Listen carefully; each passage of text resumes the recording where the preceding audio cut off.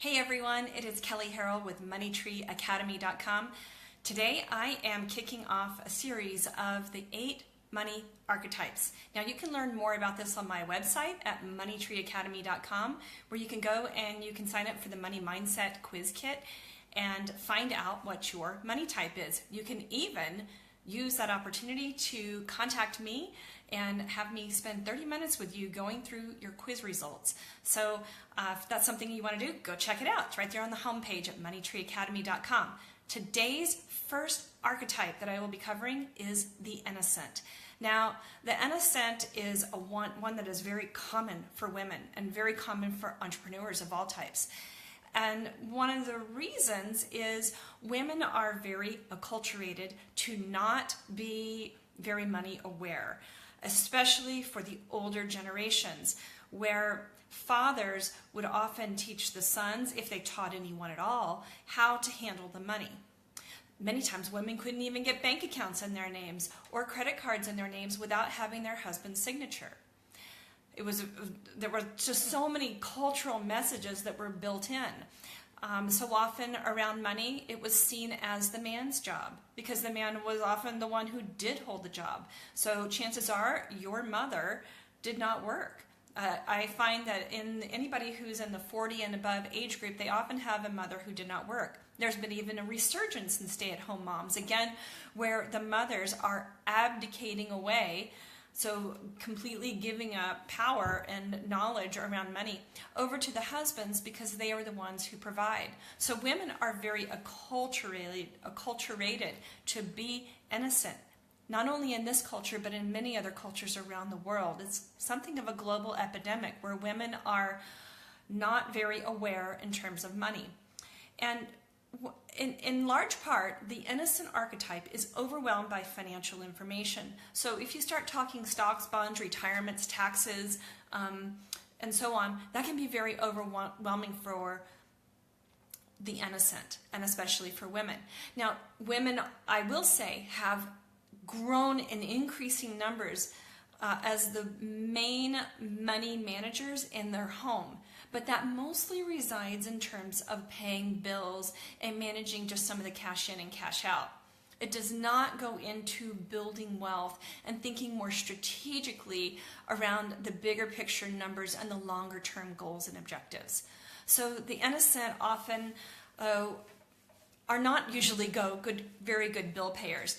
A lot of times they are operating in denial. They may have piles of bills built up, things that they simply don't want to look at. There may be debt growing on credit cards and no understanding how the rolling nature of, I can't remember what the words are right now, but the type of credit that credit cards give you and all the tricks of the trade that those banks have in there to gain money from you through fees and interest rates. If you're not familiar with anything that I'm talking about, go grab a credit card statement. If you didn't already toss it out in denial, go grab not just the statement, but the terms of the agreement. Go read it, and you will be shocked at what you will see in there. The innocent does not know what is in that credit card statement and is not sure number one, what the interest is on their credit card, and number two, how that bill and how that interest actually builds. In terms of entrepreneurs, the innocent business owner has no real idea of what the costs are or what kinds of rates they need to be setting around their business. So it's very hard to ever reach any kind of a profit number. I alluded to this earlier, abdication versus delegation. Delegation means that you have intelligence around what is happening and you consciously choose and delegate to certain people specific tasks with expected outcomes. Abdication, by contrast, is where you're like, I don't want to see it, I don't want to know about it, just do it. I trust you, you seem like you're a good enough person, just handle it for me please, because I don't understand it. That's abdication.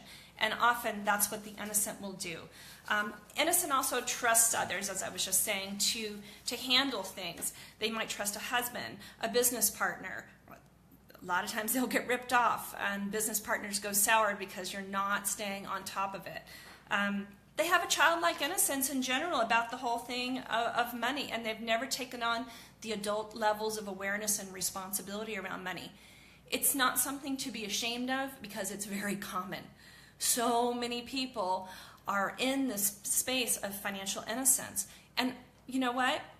There is a lot of complication, and it can be overwhelming. And it's not a reason to keep the head buried in the sand. We've all been there. I've been there. And it was scary having to make that transition. But an innocent, left unaddressed, will be somebody who will be in either financial ruin or requiring themselves to be rescued by someone. Now, if you're a woman, guess who you will tend to attract as your spouse? Well, one is a warrior. That's an archetype I'll be talking about in the coming days, maybe even tomorrow. And the warrior is out there like, they're the rainmakers. They are out there just on it, just generating. They're generative. They might not be home a whole lot, but they are out there and they are earning the money. Now the other one, E, and I'll talk about this one later too, is the tyrant. The tyrant is not somebody that you'd want to be married to. We have a president that's a tyrant right now. And with that, there's a lot of control and flaunting of the wealth, and a lot of promises that don't get fulfilled, and a lot of boasting and dangling of carrots, that if you do this, I'll give you this. But rarely, if ever, will the tyrant truly give authentic praise or truly fulfill the promises. So they will use the wealth to control you. So a tyrant is a very difficult thing to be married to, and we can see that with the president and with the first lady. She is a complete innocent. So innocents will seek safety. They will compromise their lives, and they will fear abandonment. So they will stay with those warriors, and they will stay with those tyrants to create that kind of financial safety. And the tyrant and the warrior are trying to rescue that poor innocent and take advantage of them in the process. And it makes, the warrior can appreciate it to some degree, but the tyrant, that makes them feel more powerful because there is a domination in there. You might see this in some relationships, romantic relationships that are either in your own life or in other people's lives. Again, these are just money dynamics. These things are not who you are. These are money dynamics that evolve based on life circumstances and conclusions that we've drawn since the age of childhood. So I just want to make that clear. These are not things to feel ashamed about. These are just archetypes that are present, and once we can bring them to the surface and look at them, we can start to talk about them, heal them, and direct them in more empowering ways. So I guess that is about all that I'm going to share today, but there'll be a few more things that I can share as I go through some of the other archetypes. And again, go grab that money quiz off of the website and find out what your operating archetypes are. We often have 2 or 3 that are very dominant and some other ones that are operating underneath.